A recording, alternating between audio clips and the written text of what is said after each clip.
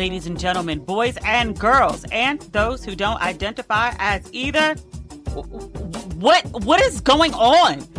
You are listening to Ratchet and Respectable. We're going to dive right in.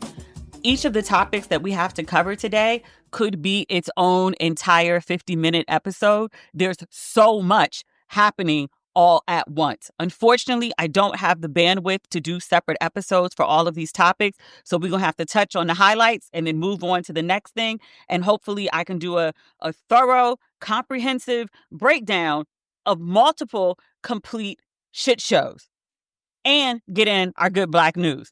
Unfortunately, we can't start with the good news right now because shit show. I thought that our big topic for this week was going to be the drama at the Breakfast Club. Just Hilarious, who's one of the co-hosts. Technically, there's 3 of them, Charlamagne, Envy, and Jessica, but also like Loren LaRosa. Loren replaced Jessica during maternity leave and never went away. I like Loren. Loren's my favorite one, but Jessica is not happy about the dynamics at the Breakfast Club. And so she went off on, was it Instagram Live? Social media for sure. I saw many of the clips. I didn't watch the whole thing, but she has a lot of grievances. She said the Breakfast Club was being run like a high school. Since she said that she had tried to talk to people about what was going on because she didn't understand why her Just with the Mess segment was being essentially overrun by Loren. She said she spoke to the higher ups and she was trying to get answers. And essentially, I don't know if she used the word gaslit, but that's essentially what was happening. But they were like, no, everything's fine. Everything's fine. And she was like, no, everything's not fine. So she took it to social media to vent. And I was watching it and I was like, oh my God, this is like an HR nightmare. Both what is happening to Jessica and then also what Jessica is inflicting on Loren. And I was like, all of y'all, well, at least the 2 of them, need to get lawyers and also get the fuck out of there for different reasons. Jessica, during her, I don't want to call it a rant. I don't want to diminish what she said down to a rant, although it was on Instagram Live and she was doing a lot of yelling about it. And I was like, sis, you know what I say when people bring their grievances to the internet? And I'm like, thank you for sharing. You've added us to the group chat, but there's literally nothing I can do for you. Like you want to inform the public of your frustration and your dynamic, but like I can't make them give you more airtime. I can't make them not having you compete against Loren for airtime. I can't make Charlamagne stop pitting y'all against each other. Like, thank you for informing me of what's happening, but you putting this shit out here, and if you lose your job, I can't help you pay your bills, sis. I know you're upset. Rightfully so. I don't want to diminish that in any way. But like you've come to the internet and you've put your employer on blast. I'm assuming you don't want your job anymore. But then she also seems to want the job. And I'm like, well, you ain't got no friend who's a lawyer, like nobody you vented to about this. Because surely like the internet was not the first place you went. But I was like, none of your friends, nobody in your circle said you should get a lawyer because none of this sounds right. Like this sounds like an HR nightmare. But if you've never worked in corporate before, which I don't think Jess has, and you don't have friends, which it seems just from the way she handled this situation, maybe she does have friends who work in corporate and she didn't listen to them. But I was like, nobody told you like this isn't the way corporate deals with shit. Like this is the fastest way for you to get fired, sis. Apparently not, which is unfortunate. I think it's something that I and probably a lot of listeners, I think if you listen to this podcast, you're probably drawn to some commonalities. I take for granted that my dad was corporate. And so when it comes to certain things that I deal with behind the scenes in terms of contracts and negotiations and how to handle certain things, he can give me advice from his 30 some odd, more than that, maybe closer to 50 actually years of working in corporate. I can just walk into the living room and he could give me insights. But if you don't have parents or relatives that come from that background, it may be more difficult for you to access those things. So I take that into account when speaking of Jess. I'm like, but sis, you really need a lawyer. Like you vented, and as of today, like you still have your job, but I don't think you're likely to keep it, given your latest round of actions. I hope you do. But girl. And then Loren, she's super accomplished. Like she spent 8 years at TMZ before going to the Breakfast Club. She actually came to the Breakfast Club as a producer. And when Jess, like I said, went on maternity leave, Loren took over for her. The idea, at least in Jess's head, was that Loren would fill in for her. She'd do an excellent job. Jess kept speaking about how she personally selected Loren to do her job while she was gone. And she talked about Loren was competent and Loren was good. But she said she came back and Loren didn't go away. And so she was like, "Why?" Like, I signed up for a job where it was two men and me. Like, I was the woman on the show. And now Loren's here. Like, why is she still here? Jess spoke about her frustrations with Loren, and she said, sometimes she talks over me. She has the Jess with the Mess segment, but Loren is doing a lot of reporting on that section, if not all the reporting. And Jess was like, so why am I here? What is my purpose? She said that at times she was frustrated with Loren. She would take her issues out on her. And she acknowledged that, this is not really a Loren problem. This is a higher ups problem. But she said, like, on the show, she would tell Loren to hush or shut up. And I was like, ma'am, you are on camera, on air even. 'Cause after Jess like unloaded online, they addressed it on the Breakfast Club the following day. And I was like, ma'am, you're on air confessing to creating a hostile work environment for your colleague. I was like, the Breakfast Club can't have an HR. The director should have ran into the room and shut down the microphones. That whole addressing it on air and then having people call in to give commentary, and then Charlamagne and Envy doing extraordinary gaslighting. Charlamagne more than Envy. Jess said something about when she was on IG Live, she said she told Charlamagne about some of her frustrations with Loren. And Charlamagne said to her, they like, oh, keep it up. Like, yeah, tell her to shut up. Like, it's good for ratings. Conflict is good for ratings. And I was like, where is HR? They ain't got no HR. They ain't got no lawyers. I was like, this is the lawsuit. This is a hostile work environment at the very least. Jess and Loren both seem not to know that they have significant lawsuits, civil suits, where they could cash out. And I'm not a lawyer and I don't work in HR. I just have been working long enough to be like, no, this ain't right. This ain't right at all. Jess, this seems to be her first corporate job. And I'm very happy for her. Like, I think I said when she got hired, I was like, oh, out of the people they were auditioning, I really did enjoy Jess the most. And when she was on maternity leave, I was like, when is she coming back? Like, I miss her. I don't watch or listen to the Breakfast Club on a regular basis, but I very much did enjoy Jess. I thought her presence was good for the show. I also thought Loren's presence was good for the show. I actually like them as a foursome, and apparently so do the higher ups. But the way that it's seemingly been handled behind the scenes, like Jess feels like she's being pushed out and replaced, which I do think is what's happening. But then everybody keeps pretending it's not. So, she's flipping the fuck out. Please don't dismiss her concerns as like, oh, she's just having a moment. She's postpartum. She's sensitive. Like, no, it's hurtful for sure. Jess had just a little bit more corporate experience to have a better grasp of what she's dealing with and to hire a lawyer to sort through some of these issues. She's trying to play it out in the court of public opinion. And I was like, we can't pay you nothing.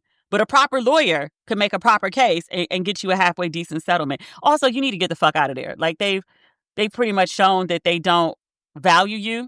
And I do think there's space for her in the culture. But I was like, what she's describing, they don't want you. And it seems like she's trying to hang on. This is a big opportunity, but it's not a good fit. They're not treating her right. And Loren, I think she needs to go too, but for a whole different set of reasons. Loren is talented as fuck. I have no idea how old she is. I think she's in her early 30s. She's extraordinarily talented, and she's too good for where she is. Loren ain't no hood chick. In the Breakfast Club, just based on the way Jess was describing the way that it's run, like it's run corporate, but it's run jankety. Loren, that ain't the situation for her. Just in the way that, she and Jess were speaking and going back and forth and some of the things Loren said. Loren knows corporate. Like, she knows the very basics. Like, she was speaking to Jess about a conversation that they had. And she says, I said this to you and I asked this to you and I specifically, brought this up to you. And Jess was like, I don't know what you're talking about. Like, I don't remember that. You never said. And she was like, well, that's why I asked our EP to come in the room. She didn't say as a witness, but essentially that's what it was. But I had an EP come in the room, Eddie, I think she said the person's name was, to be in the room while we had the conversation so that, there could be somebody to verify that we did have this conversation. That's a smart cookie right there who has access clearly to some resources that have told her how to handle things the corporate way. But Loren is she's super smart and she's super polished and she's super on point, and none of those things are synonymous with the Breakfast Club. I like the Breakfast Club. Like, it serves what it needs to serve for the culture. But I was like, I want to see her somewhere where she's not the smartest person in the room. I don't think there's a place for her to grow over there. Like, she adds more, I think, to them than they give to her. And I'm like, she's coming from TMZ. She did 8 years at TMZ. And I'm like, TMZ to the Breakfast Club? Like, I don't think you need it on a resume. I don't know what her title was over at TMZ. Maybe she got a title bump going over to the Breakfast Club. I don't know. But I would like to see her somewhere that also respects her. because allowing a hostile work environment to exist and nobody's intervening in that, and one of the co-hosts is actually encouraging it, she don't need that situation. She needs to be somewhere that recognizes her talent and treats her like the special fish and amazing talent that she is. Maybe I should add this. It was really painful for me as a woman to watch, especially when Jess was addressing it with her colleagues, and particularly with the guys, because Loren called them out on that. But Jess has a lot of emotion around this situation, rightfully so, because she's not being treated well. And she's trying to express herself and she's frustrated. And I don't think she's being as clear as she could be on her frustrations, but she's clearly trying to express, like, this is how this is making me feel. And here are the list of things that I feel y'all have done wrong by me. And like Charlemagne is just making jokes. Envy is, he tried to be a little more compassionate, but he's only slightly better than Charlemagne. She was very serious and she should have been taken seriously in her concern. Like, she vented online, which again, I don't think was the best choice, but they also chose to address it on the Breakfast Club the next day. And if you're going to bring it up because it was enough of a topic in the culture, in the zeitgeist, that you thought it was worthy of addressing on the show, then she at least should have been heard out and she at least should have been taken seriously. And watch her trying to get her point across, and Charlemagne literally like laughing at her and then, telling her that everything that she's saying, she was like, oh, you're just reading the blogs too much. You're reading the comments too much. I'm like, yes, perhaps she is paying too much attention to social media, but you're also talking about a medium, particularly the Breakfast Club, that thrives on what the culture is talking about. And that includes what's on social media and how people react to various events that happen in the culture. But she's very sincere and she's very upset and she's very emotional, and just seeing them laughing. You ever been in an argument with a guy where you feel like he's done something wrong and you're trying to explain to him because you want this situation to work? You're trying to explain to him, this is why I'm upset. This is the thing that you did and this is how you make me feel. And then he just starts making jokes in the middle of it and you just feel very like diminished. You feel very dismissed. You don't feel like you're being taken seriously.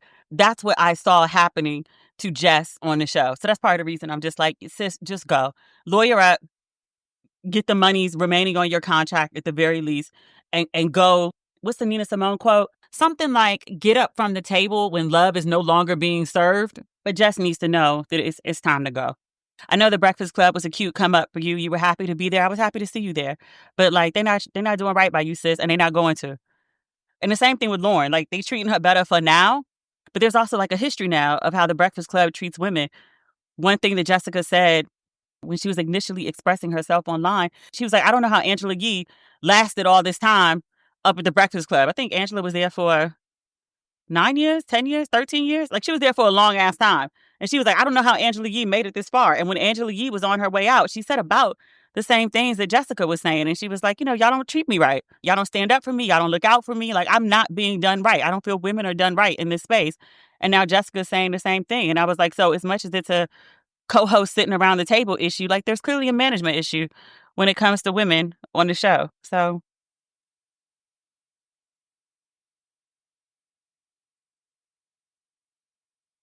the Breakfast Club was the least of our drama this week. Don't want to talk about Drunk Pete? I mean, that's the bigger story. Actually, you know what? Let's talk about Jonathan Majors before we get to Drunk Pete. That hates when I talk about politics. Your boy Jonathan Majors. I talked about this on social media the other day. I posted it on Threads and I also posted it on Instagram. The responses, I knew they were going to be insane, and that's fine. I am an advocate of women. We don't always get it right as women. We make poor choices sometimes as women. And also, I am an advocate of women. I am an advocate of women's safety. Jonathan Majors, in that audio of him admitting to choking old girl, not surprised. Surprised that there's evidence of it, but not surprised. When he was on trial, there was text messages that were released by his attorney.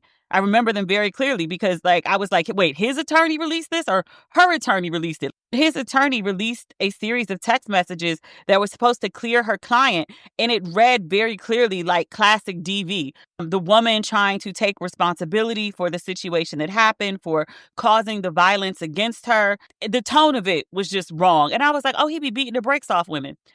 Then either Rolling Stone or New York Times, I can't remember which one came first, but both of them did exposés on Jonathan Majors with, I don't know, a dozen people in each article. There was some overlap, but people discussing his history of violence and also of emotional and psychological abuse with women that he had dated, at least one woman that he had been engaged to. It was really nasty, ugly descriptions of his behavior for multiple people. Hearing the audio of him, confessing to having aggressed a woman, and she says, like, you strangled me and you, like, pushed me into a car. And he was like, yes, that goes under the definition of aggress. Not a surprise, just surprised that there was evidence of it. That came out last Monday. Jonathan Majors and Megan Good were married on Tuesday. His mother officiated, and then her mother was there as a witness. Jonathan Majors did an interview on Wednesday on the Sherri Shepherd Show. We'll talk about Sherri in 1 second. He did an interview on the Sherri Show, and he recounted how he and Megan had met and their courtship and things like that. And he specifically gives this detail that he had asked Megan's father for her hand in marriage twice. Twice he brought it up to the father. This is out of his own mouth. And I was like, so wait, her father was important enough to ask for permission to marry his daughter, but her father wasn't at the wedding? And then also, Megan has a sister. I can't remember her name off the top of my head. I remember she used to be in a singing group back around the time of Destiny's Child. From what I remember, just from interviews and random pop culture over the years, like, her sister is an active presence in her life. She's very close to her sister. But, like, her sister wasn't at the wedding? So you got whole married? I know it's the second marriage still.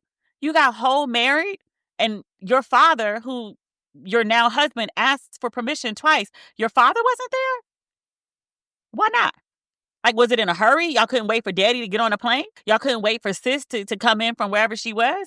His daughter wasn't there? He has a whole daughter. This is his first marriage. Like, where was his daughter? Just his mama and a witness? I mean, technically, that's all you need to be legally married. You need somebody to preside, and you need somebody to witness. But your immediate family? Your whole daughter. And then also, like, your bride's father and sister. No? I said last episode, it's giving wedding of desperation. Prove your loyalty, or I'm trying to prove to you that I'm ride or die. I'm not going to belabor that point because there are so many others to make. He said something else on Sherri. He was talking about Megan, and he started crying. They went and got him a tissue, and I was like, I know he's a great actor, but I was like, you're not producing no tears, sir. Like, what? You're not really crying. You're just scrunching up your face. But he was like, so, like, I love her so much, and it was just weird. Like, my mom watched it and she was like, he don't really seem all the way there. Like, he has a weird, like, he just seems like very immature. And I was like, he seems off. I think the word you're looking for is off. Which, that maybe that's one of the things that makes him capable of strangling people, because that's some real violent, gruesome shit. Let's stick to Sherri real quick. So a couple weeks ago, we talked about this when it happened. Meg Thee Stallion went to the Vanity Fair after party, and she had on a dress, strapless, and it had, like, some feathers that, like, came up over her boobies and kind of camouflage. And then her actual boobies, she just had, like, a pasty that matched the color of the dress. It was like forest green, camo green, some might say. Actually kind of the same. Forest green, camo green, not the point. But she had pasties over her nips, and that was it. And Sherri talked about Megan, Zoe Kravitz, I think. She had on a dress that showed her butt crack. And then there was somebody else, that girl that used to date Kanye, Julia somebody or another. Fox, is that her name? She talked about those women, but she really zeroed in on Meg, and she was like, you're too talented to be out here without your clothes on. She was like, you have a lot of young girls that look up to you, and, like, basically, like, you should do better. And she went further, which I was like, that was bad enough. But then she said, there are young women who will see what you're wearing and they will want to imitate you. And you are in places where there's security, and you may have your own security. So you can wear this and you're safe. But the girls who look up to you will want to imitate your wardrobe, and they'll go places where they won't be safe. They won't have security. And only God knows what could happen to them while they're imitating you. So she did a whole lot of victim shaming and slut shaming. And it was a really nasty thing for Sherri to say. I treaded lightly on that. It's not a particular secret to, I think, regular listeners of the podcast, that one of my really good friends works on the Sherri Show. And out of respect for him, because he's a dear, dear friend to me, and he and my mother are obsessed with each other, I tread lightly on Sherri out of respect for him. Sherri, who had so much to say about Meg Thee Stallion and her inappropriate outfit and the young women who are influenced by her and how she's not dressing like a role model. She's not acting like a role model. Literally started crying over Jonathan Majors. He was on the show on Wednesday. That audio had come out on Monday. He got married on Tuesday. She asked him about the audio, and Jonathan Majors said he couldn't really speak to it because of legal reasons. And she was just like, well, okay. She moved on from that to talk about, the wedding and his love for Megan Good, and then to, praise, like heaping praises for his new film, which I think that might have been a sponsored or branded segment. She said she was hosting a screening for the film at a theater nearby, and she wanted people to watch it. But she literally sat there and cried about how beautiful his performance was. His vulnerability reminded her something of her son. Like, she literally sat there and cried. And I was like, how do you have so much heat for Meg Thee Stallion over a dress that she wore? You reserve the heat, not even just reserve, you choose to platform a man who is on audio and who also has been convicted. It might be a misdemeanor, but it's a conviction nonetheless, of being responsible for the injuries of his ex-girlfriend during a domestic violence incident. Like, even if you're like, oh, it's a misdemeanor, don't make a big deal about it. Like, I'll hear you out. He's caught on audio, or he's heard on audio less than 48 hours before he appears on your show, and somehow you think he's still a get as a guest. You want him there. You're platforming him. You're giving him a voice to speak his truth, which he totally sidestepped. And you go so far as to cry about this beautiful performance that he put up on this film. I mean, you're crying so bad. She had real tears. Then he hands her his dirty tissue that he used to wipe his face. You have understanding and forgiveness and grace for him, but none for Meg Thee Stallion. To my knowledge, Meg ain't beat on nobody. Meg ain't strangled nobody. Meg is a victim of someone trying to harm her, or someone shot her, like shot her feet up. But so much hard-handedness, so much criticism, so much judgment for Meg, and not a seeming drop for a man who's on audio talking about he strangled somebody. Apparently, a lot of people, it's not just Sherri, don't think strangulation is that big a deal. Because I was talking about it on Thursday and Friday online, and people were just like, why are you still talking about this? And I was like, it happened on Monday. Like, are we over strangulation in 72 hours? Is that where we are? I'm not getting over strangulation. That's essentially attempted murder. You put your hands around somebody's neck and attempt to choke the breath out of them, choke the life, literally, out of them. Like, you are attempting to kill someone. To strangle someone, you got to at least put one hand around their neck and continuously apply pressure over time to choke off their airway. Like, it's extraordinarily violent. It takes an extraordinary amount of energy and effort to do so. Even if you're somebody the size of Jonathan Majors and you're choking out someone who is much smaller than you. And people are like, why are you making such a big deal about it? Because it's a big fucking deal. He also went on the Breakfast Club. They asked him about the audio. He sidestepped the question. Like, I think he said the same thing about, like, legally he can't talk about it. But he also was like, I'm grateful that I'm not where I was. Something like that. But it was just a very, like, I've moved on kind of response. And I was like, do you move on from strangling somebody? Do you? People are like, where's your sense of redemption? Like, you always say there's grace for those that seek it. Has he sought grace? Because the last time we heard from him, before the Hollywood Reporter interview from the week before, I'm thinking of like the ABC, I want to say it was ABC interview that he did after he was convicted but not yet sentenced.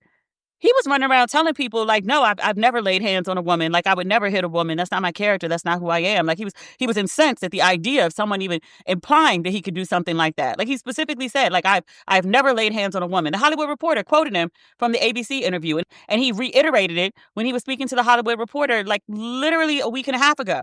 And then on Monday, there's audio of him confessing to strangling someone. So people who are like, oh, there's grace for those that seek it, please tell me about when he sought grace. Because he got on airwaves, which he never had to do. Again, just like I was saying with Jess, you're addressing the public.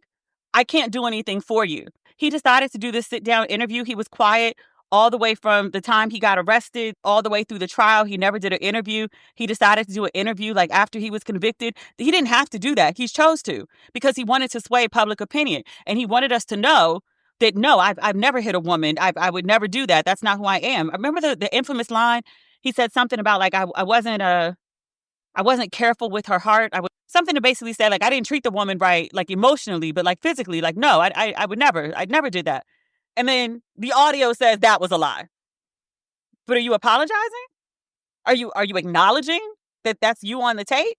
You're not denying it. But are you acknowledging that you, like, gaslit and lied to everyone? No. So people are like, oh, there's grace for those that seek it. There is. There is. Talk to me when he actually seeks grace, though. I don't even know if I'm willing to extend grace for someone that strangles somebody. People are like, well, what do you want to happen to him? Like, you want him to die? No, I don't want him to die. I think he should be banished. I don't think he should be platformed. And then obviously there's the argument that, like, oh, well, tons of white men, do shit like this and they get to keep their careers. Is that what you want? You want black men to be able to strangle black women and get away with it because white men do it? Like, is that your argument? Like, you're defending men who would fucking strangle you. You're arguing with a woman who's advocating for the safety of women, calling me out my name, being very disrespectful, to defend a man who strangles women. Make that shit make sense. You sound like somebody in a trailer park voting for Trump. Are you a billionaire? Because that's all he cares about. But you support him anyway. Why? Do you want to get strangled? You want somebody to try to kill you? No. Then why do you support someone who does that shit? Why? Lori Harvey voice. Also on The Breakfast Club, Jonathan Majors starts talking about, and I hate when men do this shit. He starts talking about all the sacrifices that Megan Good has made in order to be with him. So he says that she had been disinvited from events and there were opportunities, work that she might have received, that she was denied the opportunity to have by being associated with him. And I was like, it can't even be dick. It can't even be that. It can't. There's this weird idea, especially with men, like they love to tell folks how much crazy shit you've put up with, and that's their interpretation of why you deserve to be loved by them. I almost want to call it struggle love, but it's deeper than that. It's like you've lowered yourself for me, and because you're willing to do anything, sacrifice yourself even, now I feel like you're worthy of being loved by me. Like, it's something wrong with both of them. I was scrolling the other day. Megan Good is on her first international magazine cover. It's I think it's Elle from Cote d'Ivoire. That's in West Africa. She's probably in Abidjan. Beautiful city. Very cosmopolitan. It's like fancy Frenchy black. She did a photo shoot and she looked really, really beautiful. I guess she posted it. But she was saying how proud she was to be on the cover. And she was like, in 30 years of my career, like, I've never had an international cover. And like, this is the first one. And I was like, you've worked your ass off since you were a kid. Like, she's been relevant in the public eye for, like she said, like 30 years. And you want to sacrifice that for this nigga? He ain't fine. He ain't got no monies. He stay in some drama. I could see if it was Jonathan Majors, like fresh off Creed, he was all the way up. Like, I get it. But I'm like, you hooked up with him like in the middle of this shit. Like, just why? Ain't that much conversation that he just gets me or good dick in the world. I wish her the best. I said that on a snippet I made for last week's episode, and some people thought I was being sarcastic. And I was like, no, like, genuinely, like, I wish her the best. Like, I do not wish for Megan Good to be treated bad or to get her ass beat by that man. I really don't. I think it's likely, especially since his movie bombed. Magazine Dreams is supposed to be his big comeback movie. It was on 800 screens. I think that's what I read. And it grossed 900,000. Folks were like, oh, it's an indie film. Like, indie films don't typically do that well. And I was like, and they don't. But they, the goal is to always earn the money back. I want to say the film cost $8 or $9 million to make. So earning 900,000 opening weekend, that's a bust. Hollywood Reporter, I read that part of the article. I want to say it was the anonymous source that was like, if this movie comes out and it does really good and everyone talks about what a great actor he is, if this movie comes out and people love it, like, this could be a big comeback for him. Like, maybe he doesn't, go straight back to A-list, but he could be on his way back. But this movie bombed, and I can't say I'm sad to hear it. Critics loved it. I saw mixed reviews online, though. Some folks, mostly black men, but some women as well, were like, we need to go see it multiple times. We need to support this brother. Am I the only one that remembers, like, after Lovecraft and right before Creed, Jonathan Majors was doing a whole bunch of interviews. Like, he was in, I want to say, like, GQ. He was definitely on the cover of Ebony. And he was like, this sexy, thoughtful feminist Renaissance man. Like, he still dressed like it was olden days. He was likable and lovable, and women were really celebrating him. And I was one of them. And men would drag the women celebrating him online. And they'd be like, this nigga is corny. This nigga is country. This nigga is ugly. Remember Cat Williams talked about how bad he looked? But that was the sentiment of men online. And they were like, why do y'all like this corny nigga? Y'all only like him because he's famous. Y'all only like him because y'all think he has money. Y'all are just a bunch of gold diggers because this man is trash. And then after he's accused of beating on a woman, after there's multiple exposés of him beating on a woman, after there's audio of him admitting to strangling a woman, suddenly, like, all these men are, like, rallying behind him. Like, they love this nigga now. And I was like, y'all are really trauma bonding to someone in a parasocial relationship, because y'all don't know this nigga, neither do I, because he's violent towards women, and y'all like that shit. Y'all like the fact that he beat on a chick and seemingly got away with it. There's a lot of trash people in the world. Oh, I have Jonathan Majors Complex on my list. I'm supposed to talk about that. I didn't watch the whole Complex interview. I just saw a snippet. They'd also asked him about the audio, and he just, like, talked in circles and didn't really answer the question. That was another, like, I'm glad I'm not where I was, and growth and all this other shit. And I'm like, nigga, fuck you. I'm sorry. I'm not sorry. Actually, I take that back. I'm not sorry. Like, you choke somebody. You're on tape admitting it about one woman, but there's also one, I think it's the ex-fiance, who also says that you choked her out and threatened to kill her. He was in court mandated counseling for a year, once a week. Hopefully that had an effect. Hopefully he changed. I doubt it, but I only say that because I don't want to see Megan get her ass beat. I wrote yesterday on Threads, I was like, I miss Joe. Like, we complained about Joe Biden. We were like, oh, he's old, he's slow, he's calling people by the wrong name. I was like, I would give anything to be ruled under Sleepy Joe again. Look, with Sleepy Joe, I could sleep peacefully at night. Every day when I wake up, I was like, what is the drama about to be today? Because every single day, there's some new, oh, we're laying off these people, we're closing this agency, we're talking about classified shit on a random app that we found in the Apple store. How fucking dumb can you be? And not just because high-ranking government officials added the editor-in-chief of the Atlantic into a conversation where they were discussing war strategy, bombs, missile strikes on Yemen. It's not even that you added him. Like, that's bad, right? That's terrible. The fact that you're discussing classified matters on a random messaging app is insane to me. Did none of y'all read the Eric Adams lawsuit where he and his staff and the people they were doing illegal transactions with were just texting away on this app because they were like, oh, it's an app that has encryption, as if a judge can't issue a warrant to get all the information. In their heads, they were like, oh, we can text all this stuff and it disappears from the app and it's encrypted because it's all good. I'm not a techie, but I also know, like, just deleting shit or just encrypted shit, everything can be recovered. High-ranking officials on a private group just talking away about, like, classified shit, literally war plans. As bad as it is that they did it, the way that they're trying to cover it up and deny it, I'm just like, y'all are dumb as fuck. Like, they lie like children. It's asking an only child who drew on the wall. I don't know. The leaders of our country, including Pete Hegseth, we've talked about him multiple times. Pete Hegseth is the guy that settled a rape accusation. He went to a conference while he was married. I think his wife, his then wife, was it originally his mistress? Because I think he was married before that. While she was pregnant, he went to a conference and he slept with this woman, and she says that it wasn't consensual. Also, additionally, Pete Hegseth was such trash that his own mother wrote him an email that somebody leaked. And I was like, did his mama leak it? Before he was confirmed as the Secretary of Defense, basically telling him that he was a trash human, that he treated his wife like shit. She was, embarrassed to be his mother, and he needed to get his shit together and grow up. He also is known to have a drinking problem. Somehow he got confirmed for his job. You can't even call him a proper DEI hire because people keep saying DEI as if you're like women, veterans, LGBT, everybody who's quote unquote a minority.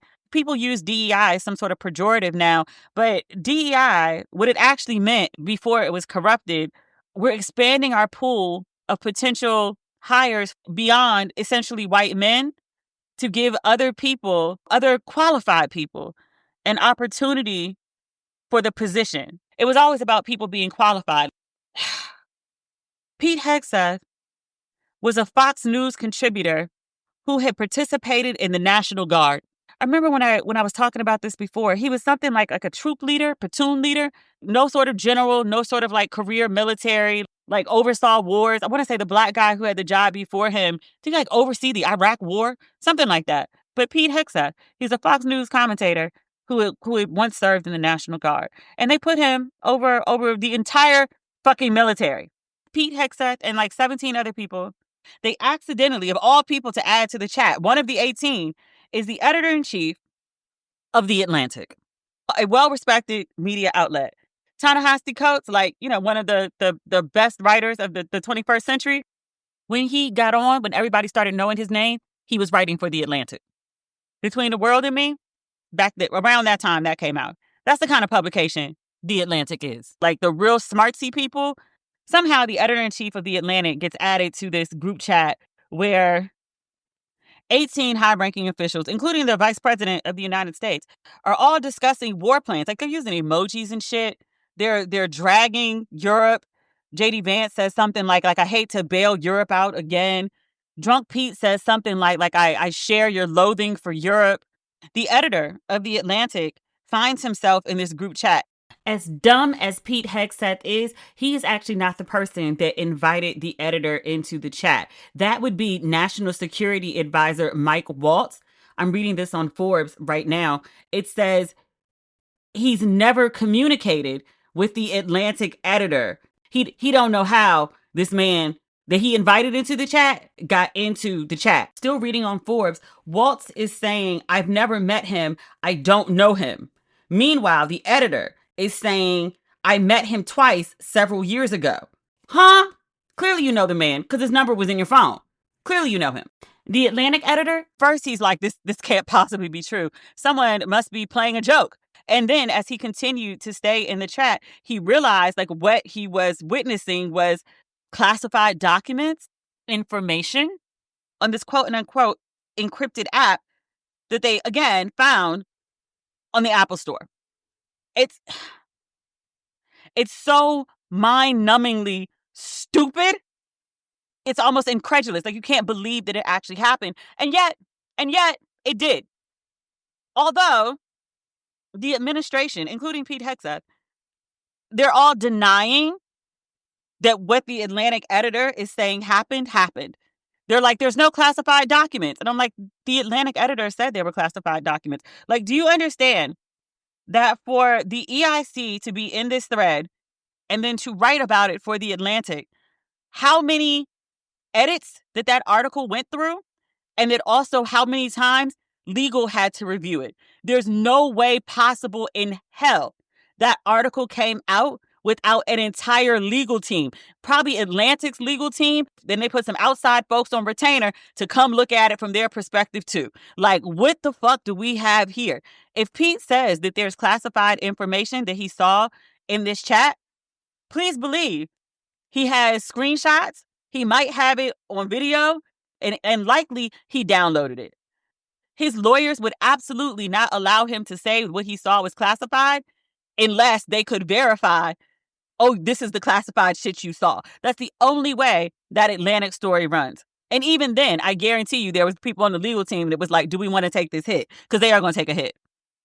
The administration, as of today, and it's important to say today because the story could change multiple times, they're stonewalling the media and Congress about what happened. For obvious reasons, and I specifically call out Democrats because Republicans are like, it's not a big deal. It was just like a chat. The way y'all showed y'all ass over Hillary Rodham Clinton and those goddamn emails that she was sending from her private server at home, y'all not gonna act like Pete and them, all 16 of them with Pete, sitting on that thread, having a conversation about the war the details of the war, what time they were striking, where they were striking, all sorts of classified shit. Naming, I think I read he named a CIA, an undercover CIA officer, and people were like, he did what? The EIC did an interview today, and he was like, "Oh yeah, that came from the CIA director. He was on it. He was in the chat too." I'm like, you ain't got no better sense? No, no. In addition to just being dumb, you're having this conversation on an app that it doesn't take much to hack, not from a basic techie, and especially not from a foreign government. But in that same vein, if the wrong person had got access to this information, if it hadn't been somebody like the Atlantic EIC, it could have been somebody who screenshotted all that stuff and put it on social media or sent it to foreign governments. If that information had gotten to the wrong hands, then literally people's lives are in danger. Those young men and women who serve in our military, their lives, their safety could have been compromised. Also, this shit is illegal. There are proper protocols. There are proper spaces where government officials are to discuss government business. One of them is so that it can all be documented. These 17 people specifically skipping the channels that they're supposed to be using and using Signal, this non-secure channel, to have conversation. They're trying to circumvent their conversations being documented. That's illegal.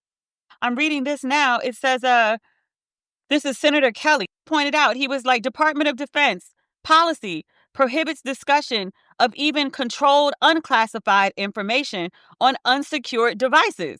Y'all aren't following protocol. I'm reading here, CBS News just reported they received an internal NSA bulletin from February 2025, so last month, warning staff specifically not to use the Signal app for sensitive info. And the reasoning was citing vulnerabilities to Russian hackers. They did it anyway.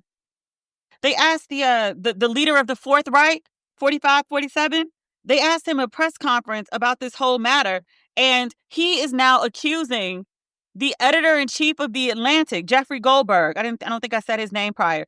He's suggesting that Jeffrey Goldberg hacked the app. He's saying that he wasn't invited into the conversation by any of the 17 government officials who were participating. They're saying that he hacked it, and that's how he got in. Trump says of Goldberg, he says he just happens to be a sleazebag. I don't know. He's basically bad for the country because he reported the illegal, ignorant, dumb shit that the high-ranking members of your administration did. What exactly makes him a sleazebag? Working for quote-unquote liberal media? People calling you on your shit, pointing out that you're dumb, pointing out that a good chunk of it is illegal? He's bad for the country. Not your 17 high-ranking government officials who are circumventing their conversations being documented, who are using an app they were told not to use because it could be compromised by Russian hackers, who are putting lives in danger. They're also lying, just straight up lying. Just lie. Was it Tussie Gabbard? Is that her name? She was being questioned by a congressman earlier today. I don't remember which one it was. And they were asking her, they were like, well, were you in the chat? And she was like, I can't say whether I was or I wasn't. And he was like, the TG, like, that's you, right? And she was like, I can't say, she's just dodging the question. So then he was like, were there classified documents shared in the chat? She was like, there were no classified documents in the chat. Ma'am, you can't have it both ways. Ma'am, were you in the chat or not? Were you in the chat or not? You can't say whether you were in the chat because I think it's a criminal offense. You don't want to implicate yourself. You can't refuse to answer whether you were or were not in the chat and then also say with clarity and with bass in your voice, there were no classified documents. You would only know what was in the chat if you were in the chat. So again, is it Uchi Wally or is it one Mike? Were you in the chat? Of course she was in the chat. She don't want to admit it, which I wouldn't either. The fifth, Dave Chappelle. It's such a mess of such gigantic proportions. And this story is nowhere near its conclusion. I want Democrats, you got something. You got something big here. Latch onto this shit the same way they did with Hillary and Benghazi and those goddamn emails. Every day, all day, nonstop. Y'all should be talking about this. Trump and them are trying to start doing deflections. They're talking about closing down district courts if there are judges' rulings that they don't agree with. And I was like, nigga, that's illegal too. I can't believe our country. I mean, let me back up. I can believe our country has descended into this. They playing fast and loose with the rules, which black folks, we used to this shit. White folks ain't used to this shit. I'm like, why is it taking y'all so long to take it to the streets? Y'all love this Constitution. Y'all love this America. When y'all gonna act like it? The Constitution is getting trampled on daily. We talked about so much shit today. We didn't even talk about the alleged Venezuelan gang members who got deported to El Salvador. And I was like, if they're Venezuelan, why are they not in Venezuela? Are they actual gang members? Which it's coming out now. It took the government forever to release their names. And now they're finding out that like a lot of people on the list are actually not gang members. They just Latinos who had tattoos and they decided they were members of a gang. And I'm like, what? Which could have been determined who they are and what they're affiliated with, criminal or otherwise, if they'd had due process, which they didn't. They literally just rounded up a bunch of people, no due process, nothing to prove that they did what they are accused of doing, and put them on a plane and sent them to a prison. Some people call it a concentration camp in El Salvador. And now it's coming out that some of the people that were sent there, I think it was like 200 people that were sent. I think I read something like 40 of them don't even have like a criminal record. There's one guy who was like a gay makeup artist, and he was like, I'm not in a gang. Like, where did you get this shit from? Yeah. There's a documentary on YouTube about this particular prison in El Salvador. 80 people to a cell. They sleep on metal beds, no sheet, no pillow, no mattress, one toilet, and then one sort of like, what is the thing horses eat out of? The trough? You know what I'm trying to say. But that's where they wash up and wash themselves. They just put like this big bucket of water, and 80 people clean up in that one large mass of water. I was like, I just be dirty. They're not allowed to talk. They put them in, I want to say all white. They shave their heads when they get there. They treat them like animals. All of them. Not even the ones with a criminal record. Like there was no due process for any of them. They just rounded them up and shipped them away. And I was like, that's human trafficking. Like call it what it is. And they're defying the courts. Like there was a judge who was like, ground all these planes. Like do not send them. And the flights took off anyway. And for right now, like those men are stuck over there. And the administration is stonewalling the judge with answers to whether they defied a court order or not. I was like, yo, start locking these people up. Like they're going to get locked up eventually. You lock them up now for contempt. They keep running around doing interviews about how they don't have to respect the judicial system. They're just, again, trampling on the Constitution. Start locking motherfuckers up. They'll have a change of heart.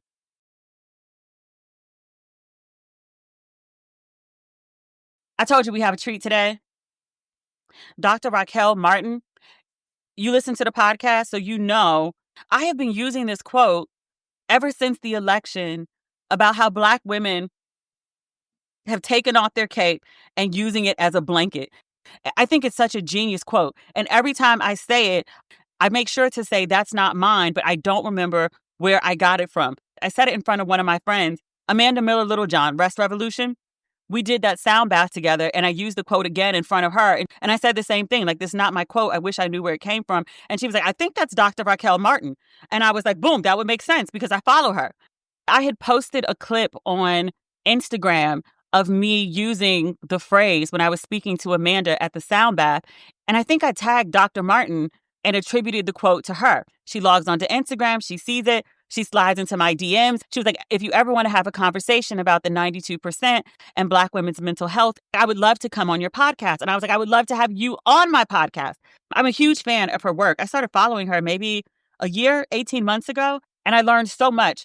But Dr. Raquel Martin, she's a licensed clinical psychologist. She's a professor. She's a scientist. And she's also a podcast host. And I'm very excited to have her on Ratchet and Respectable. How are you? I'm so excited to have you on my podcast. You have no idea. I'm good. Thank you so much for having me. I'm so glad somebody tagged me. I've been doing better lately at only anytime I log into Instagram, I don't even do the For You anymore. I just do following because I would miss, like, I was legit like, why do I not see the people that I follow anymore? And this algorithm update, like the For You tab, not a fan.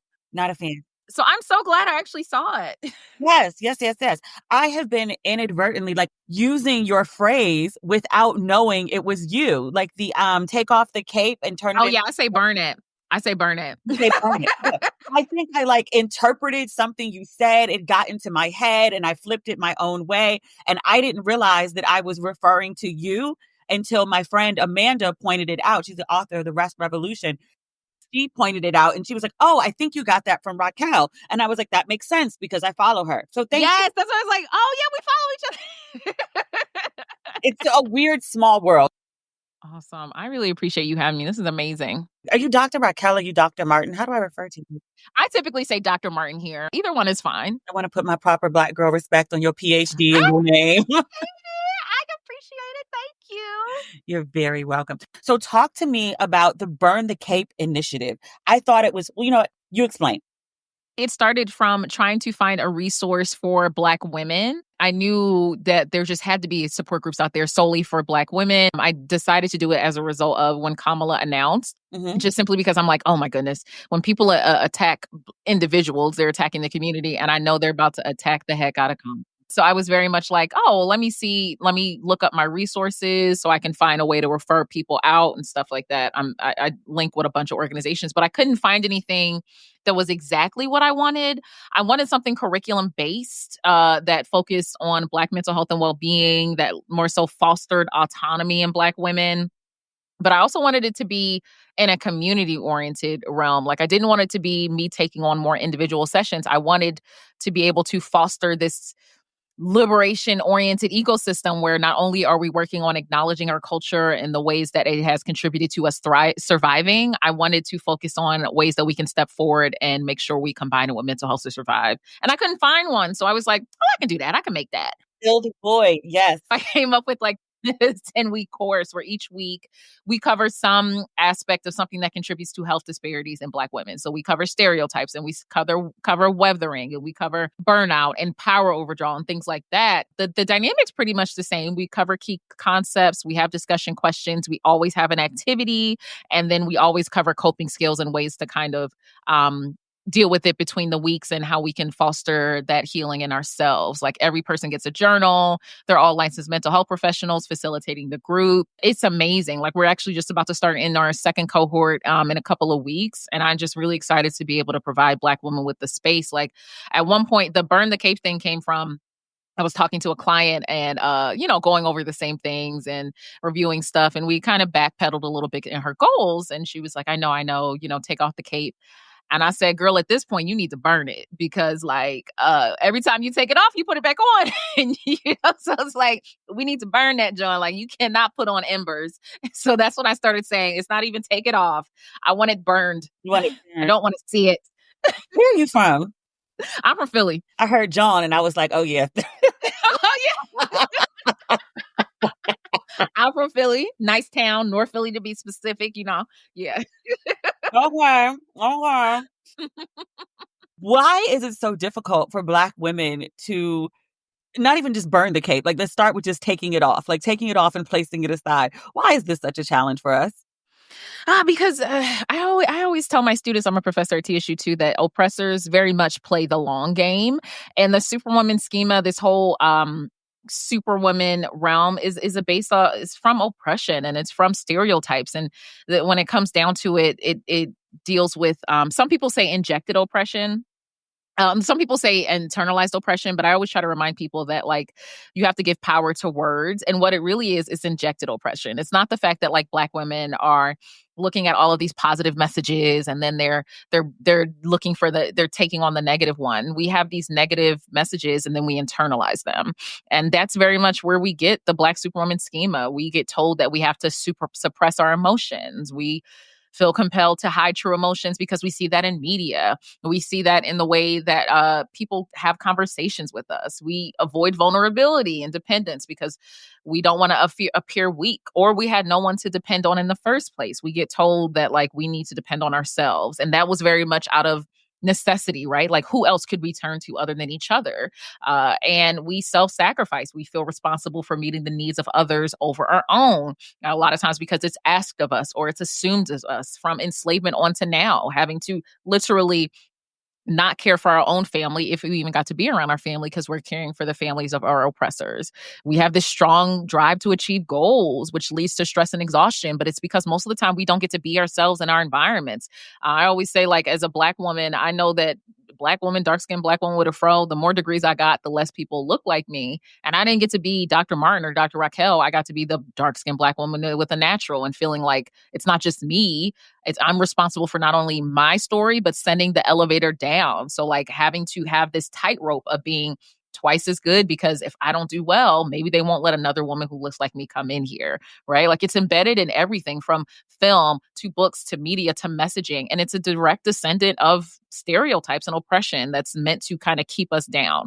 Well, why would you possibly take a rest? Like, that's a whole thing of Black people being lazy. That's a stereotype, right? Oh, well, why would you ever be truly emotive? Because, we could get downplayed or harmed for showing too much sadness or too much joy. Like, it's embedded. It's oppressors have always played the long game, because even if the biggest oppressors are not alive anymore, their messages are. And we take that in. It's not always because it's like, oh, where did it come from? Enslavement. But it's also because of messages that are overtly and covertly given to us. And people want to lack vulnerability because maybe we didn't have anyone to depend on, so it's embedded, and it's hard to combat. Like, I think it's also important to realize that the cape helped us to get to where we are today. We can't acknowledge that we're trying to thrive in this moment without acknowledging all the sacrifices that people made for us to survive, right? And we want to go past that, but we also have to acknowledge that, like, there's a reason, like, that this happened in the first place. So oppression is tough. Doesn't mean that we can't do it, but it is an extra step. I appreciate you acknowledging that the cape got us where we are, because I think for so long, I'm not sure, like, coming up in, like, I'm thinking culture, zeitgeist, 90s, like, I was a teenager, I was in high school, Mhm. and Superwoman stereotype was worn as a badge of honor. Yes. I think it still is. And so we're now talking about the downfalls of doing too much, of taking on too much, but it's a really big, for lack of a better word, mindfuck, to go from something being very praised and being celebrated for being strong, and then all of a sudden being like, no, Superwoman is bad. You need to do something else.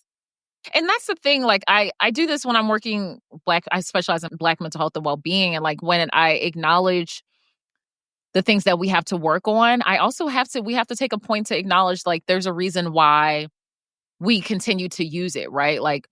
Like, for example, when working with clients with substance use, one of my younger clients, I guess I, like, threw them for a loop, because I was just like, okay, well, why did I'm not going to sit here and act like every single aspect of drugs are bad, because we don't continue doing behaviors solely because they're bad. You get some benefits from it. So tell me the benefits. Like, why do you like using drugs?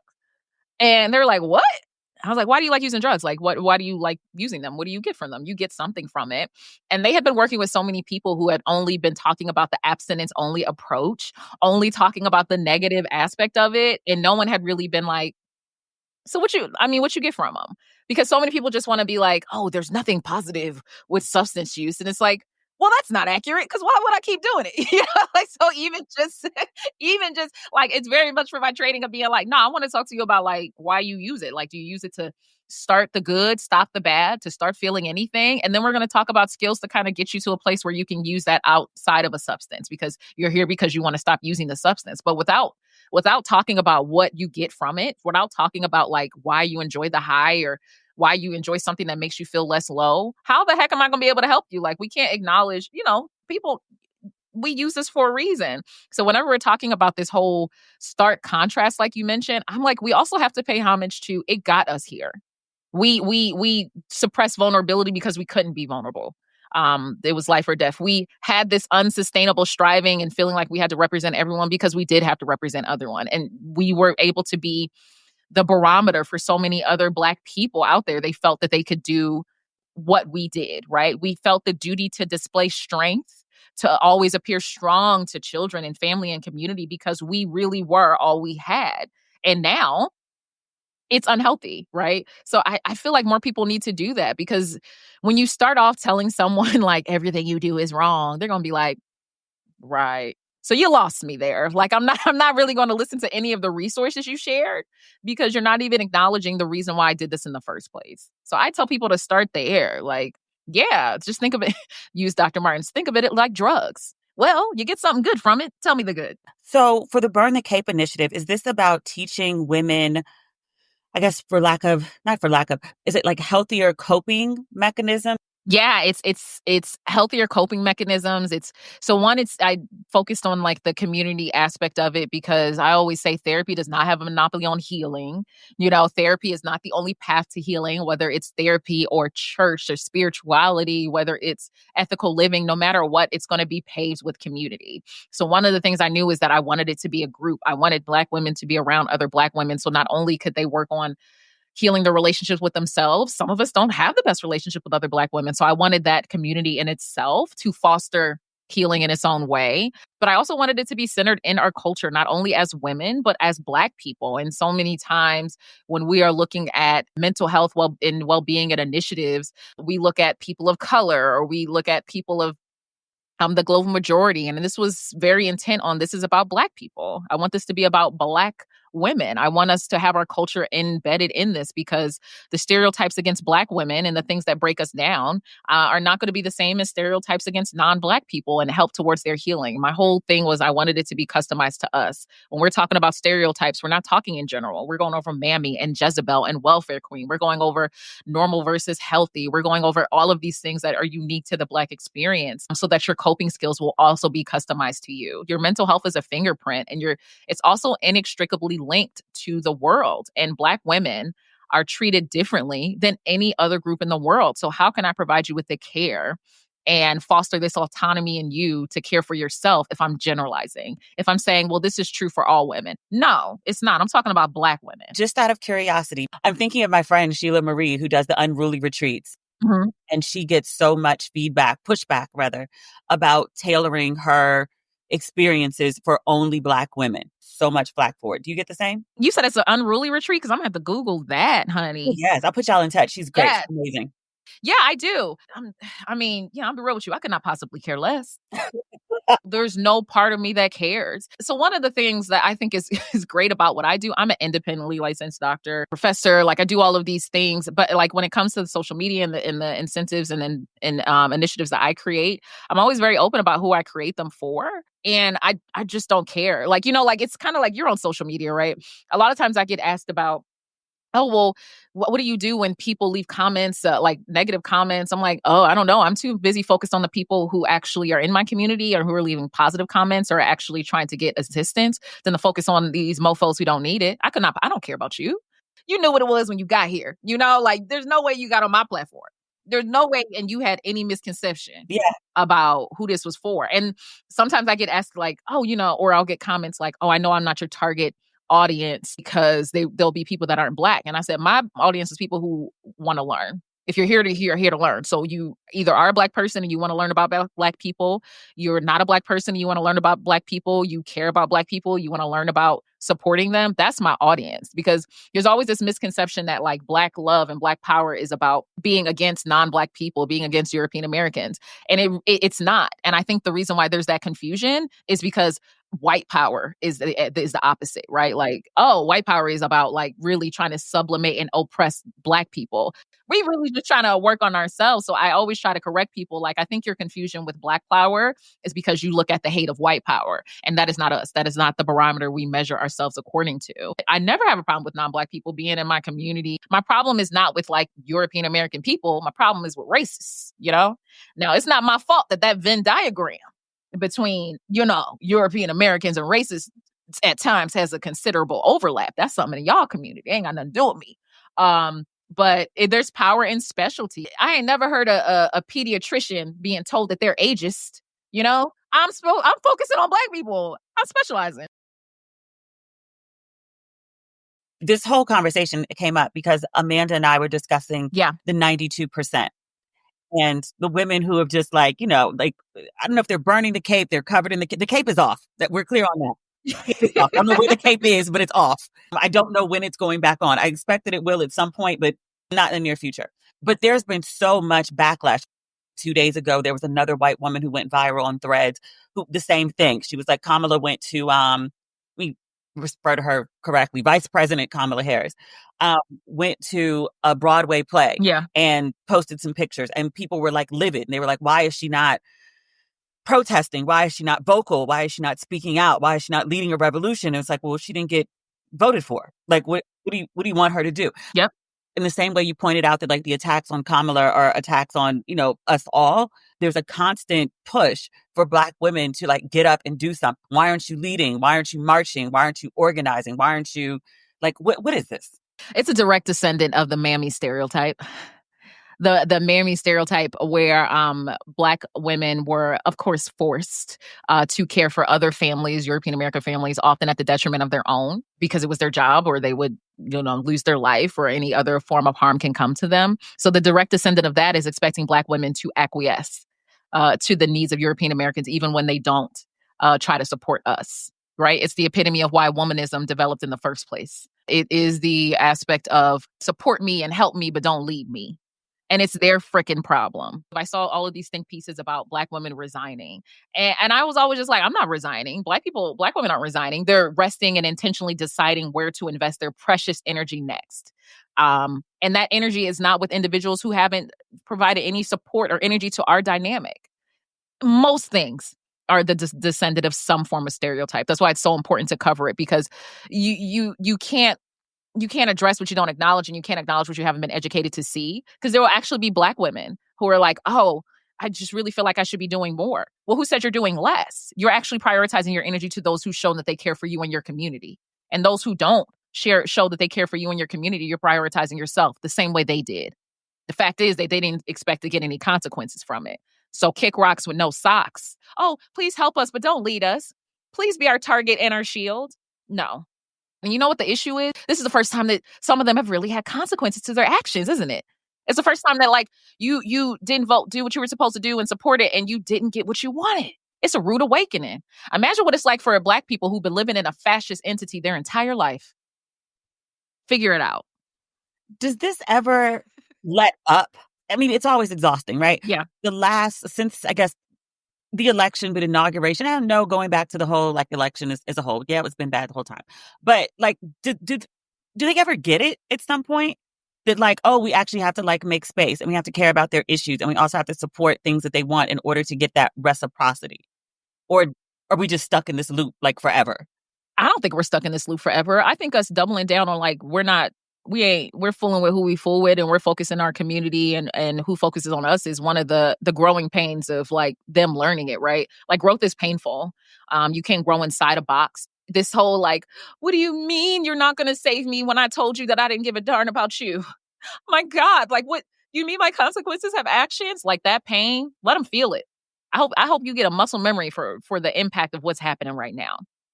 So when something like this happens again, you can say, remember that scenario where we didn't listen and now we're in this? Maybe we need to figure out what to do when it comes to support and changing the dynamic. If this is your first time listening to me, I talk like this all the time. I want to wholeheartedly feel as though this pain that y'all are feeling, I hope you feel every single ounce of it. And I need you to have a muscle memory of the stark contrast of what you expected to happen when you didn't vote for somebody versus what actually happened. Why would I do a job I did not get? It is the most absurd thing in life. In no other function do people expect this, but somehow when it comes to like politics, like if you don't get a job in corporate, you don't get a job at McDonald's, no one expects you to show up to go to work, but somehow. And it's the joy, right? Like the fact that she's still trying to live her life and have some aspect of joy, that's what's really sticking in their craw. How dare you enjoy your life and spend time with your family when I'm out here struggling? I ran for office. Wait, is that what the Meghan backlash is about? It's not about the cookware. It's obviously not about the cookware. But you think it's like rooted in like the joy? Oh yeah. I saw somebody, oh my gosh, as soon as we hang up, I'm going to try to find a way to find the article. It's Cadet. Yeah. She wrote a blog on this. It's probably Danielle Cadet. It is Danielle Cadet. Thank you. She wrote yes. She's an amazing writer. I'm like, yeah, it's Danielle. Yes, she's an amazing writer. So everyone listen, like go read that. Because words still have meaning, guys. But that's the thing that gets in the way. And you know what? So many people, especially Black women, talk about the fact that joy is resistance. And I think we've gotten so used to saying that joy is resistance, but that it becomes like a statement that we say it, but we don't really understand the power behind it. Joy is always going to be resistance for individuals who weren't expected to survive, let alone thrive, that are expected to live their lives for themselves, that aren't expected to, because at one point, our whole existence, the purpose was productivity and contributing to this machine of white supremacy and oppression. So joy is resistance, not simply because we deserve joy, but it's just deeply antithetical to why we are here and with their views of why you're here in the first place. How dare you be resting when I'm struggling? You struggling because of you. It's directly antithetical to, like, I would say, like, capitalism, which is the epitome of productivity over people. The fact that, like, historically we were brought here to work. Our existence was solely here to contribute to this machine of white supremacy and oppression and capitalism. But the fact that we're actually living our lives and enjoying our lives, it just spits in the face of white supremacy and oppression. So the fact that she has a Le Creuset and actually uses it every single day, she's not waiting for the special occasion. The special occasion is that she's existing. That joy is resistance, and we're worthy not solely because of what we can produce, but because our presence here is joyful. That's why joy is an act of resistance. We say it all the time, but I don't think we really embody, like, why they're like, how dare you be joyful and use your special occasion? The special occasion is me.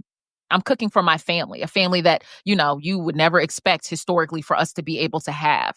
That's the joy. Like, I think when we say it, I think we really need to, like, that's what gets in their face. How dare you exist joyfully when you're only supposed to be here to serve me?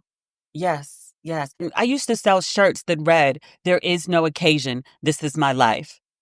It's my life. I deserve to be here. It's not what I can produce. I am worthy simply because I exist. I'm allowed to cook this meal simply because I exist. Think about the generations of individuals who even, like, think of, like, Megan in her existence as a whole. What she had to fight in every single level of life. Like, she is of mixed cultural identity. Like, think about the epitome of that in this realm. Living life and having her children. Think about just the joy and being able to, the fact that, like, we don't even think about how many of our ancestors don't even watch their children grow up. I'm in Nashville, Tennessee. I did my last couple of years of training at Hopkins. My husband is from here. There's, like, this museum by this apartment that we were living in while we were looking for a house. And then I quickly found out that the apartment is based on a place that used to be a plantation. Mhm. And I would walk my son. We would do walks all the time. I'm an East Coaster, yo, so we about to walk. Like, I ain't grow up with a car. And I remember this staggering feeling in my body, thinking about, because there's all this, like, open land. It's in Hendersonville, like, on the little property, and thinking of how many times, how it's crazy that I get to go on a walk with my Black son down and up a hill where generations ago my ancestors individuals of African descent will be toiling. That walk is joy. So I think it just goes against everything that the people feel as though the epitome of us, the thing that they think that they're above, that bias, that white supremacy that they just would love to say that they don't have. It's still in you. There are those, including other Black women, and I do find some merit in this argument that's like, hey, like, I understand, like, the world is burning and you want to sip your coffee and, like, leave your cape on the floor. But many of the things that are happening directly affect us, like the DEI stuff, the removing of women, removing of Black people from various sites, removing their acknowledgments out of the military, just all the things that are happening. It's a long list. At some point, does our rest become detrimental and that, like, we're not fighting for the things that are being dismantled? That's the thing, though. Are we not mobilizing? Like, even when people are putting it as, like, the resignation. I briefly talked about resistance fatigue with activists on the 24-hour live that was organized by Angela Rye and her colleague. 24 hours. Maxine Waters came on, and everyone who was at the Congress, like, took a minute and did the talk, and Dr. David Johns and Candace Benbow and all that. When people say, like, the resting, are we actually, like, not engaging and not what is it? Becoming agents of change?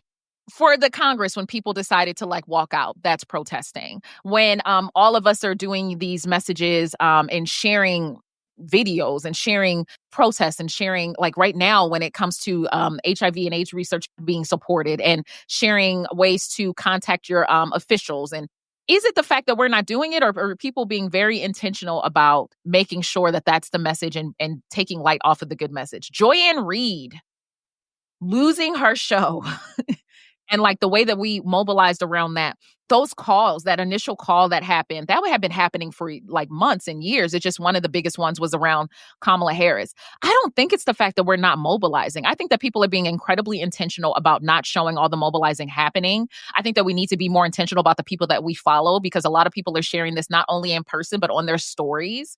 Dr. David Johns, Angela Rye, Maxine Waters.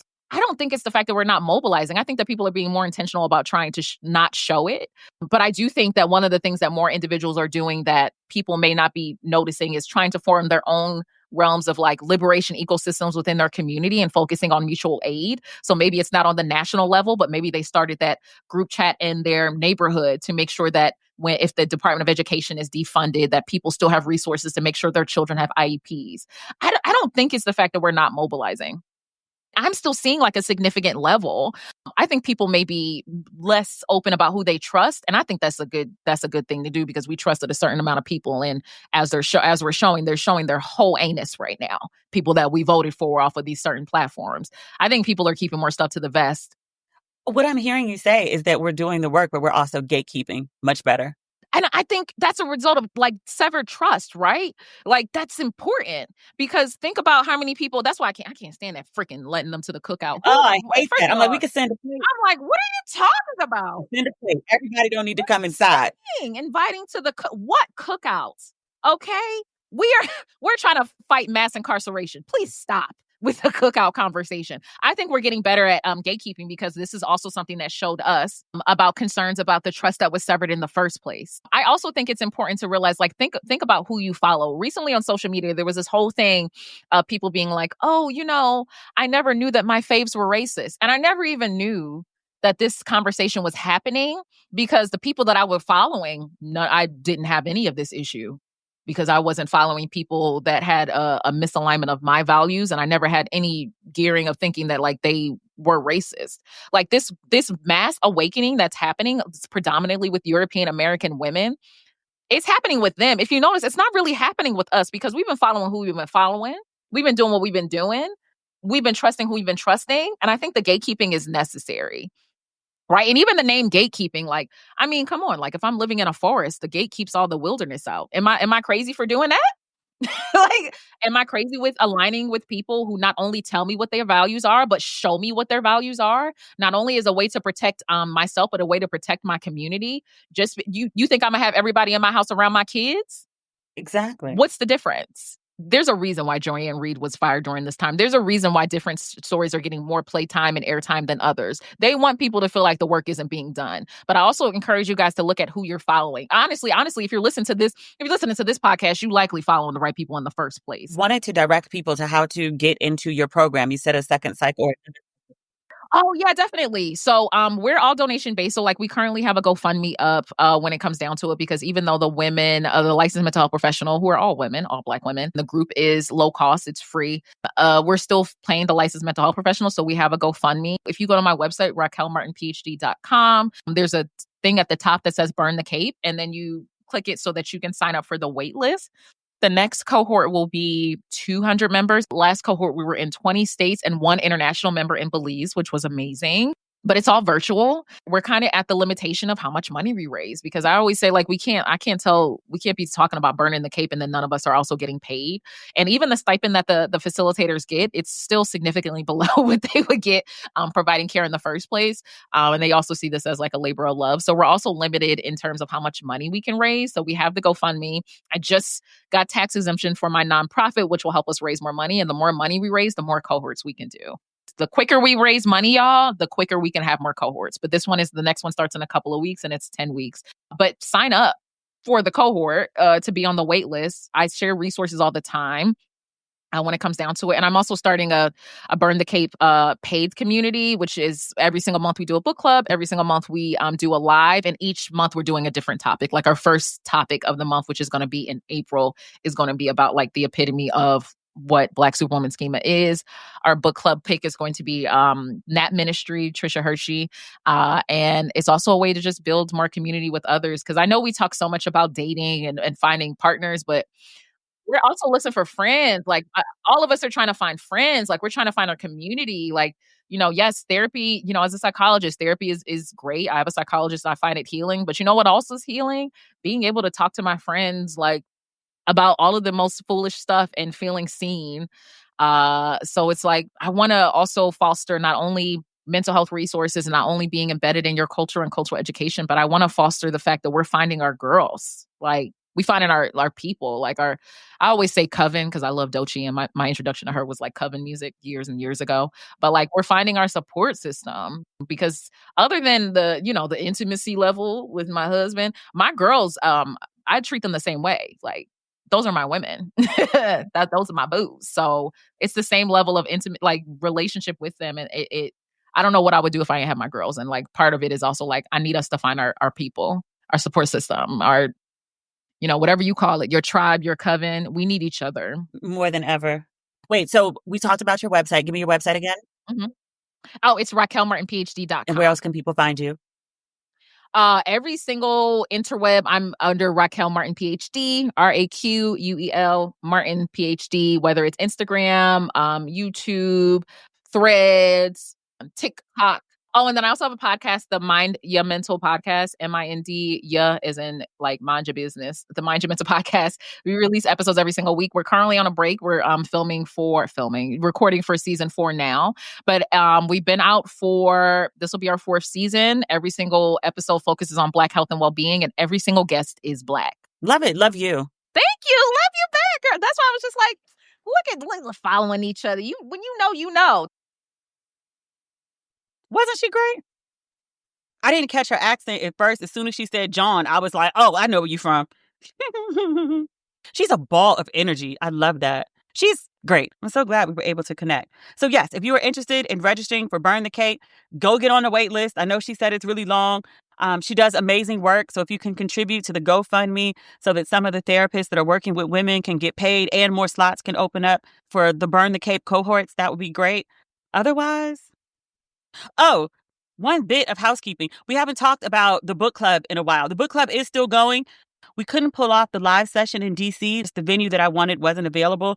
And the other ones, it was so last minute. We couldn't pull it together. But we are still working on doing a conversation about the King book. Many of you wrote into me. I think we were supposed to be done reading it by like mid-March, maybe the end of February. And people were like, girl, this is a 600-page book. Like, we need more time. People have been writing in that they finished the book, that they're ready to discuss. So we are still doing the book club. I haven't abandoned the project. I just haven't mentioned it in a minute. There's a lot going on behind the scenes. I'm trying to balance the best that I can. But the book club is still on. Stand by. Also, because we're doing one episode a week, I think y'all would fight me if I tried to skip a Wednesday episode and just did it all as the King thing. So we're going to do it as a separate bonus episode, okay? So if you're into King, then you can listen to the episode. And if you're not into King, which I hope you are, because even if you don't want to read the 600-page book, it's so much in this book, so many themes that we're going to discuss. Panama has already sent over the things that he wants to discuss. He's a fellow Morehouse man. I'm so glad that he's the person that I'm having the conversation with, because he has so many perspectives. He picked up on a bunch of stuff just as a man, also as a Morehouse man, that I didn't pick up on reading the book. So I'm really excited to be in conversation with him. So we're still figuring it out. It's still on the table. It just hasn't come to fruition yet. The yet is the important part, okay? I didn't drop the ball. I'm on it. Just a lot on my plate at the moment. Bear with me, please. Thank you. All right. We'll be back next Wednesday. Talk soon. Bye.